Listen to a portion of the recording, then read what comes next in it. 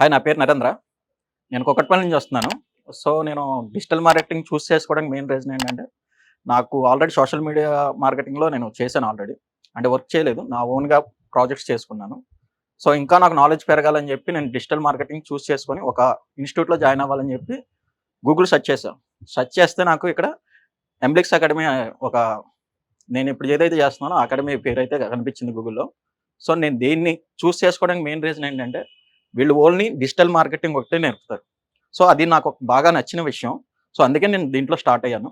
So, ఇక్కడికొచ్చిన తర్వాత నేను చాలా నేర్చుకున్నాను. సో, 2 ప్రాజెక్ట్స్ చేపిచ్చారు నా చేత నేను ఇంటర్న్‌షిప్‌లో.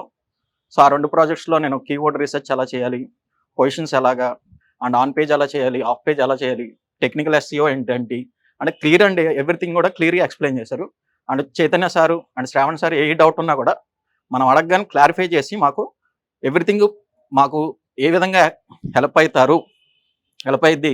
ఇంటర్వ్యూస్‌కి వెళ్ళాలన్నా రెజ్యూమ్ ప్రిపేర్ చేయడం అండ్ ఇంటర్వ్యూ క్వెషన్స్ ఎలా ఉంటాయి, ఎవ్రీథింగ్ వీళ్ళు ఎక్స్‌ప్లెయిన్ చేస్తున్నారు.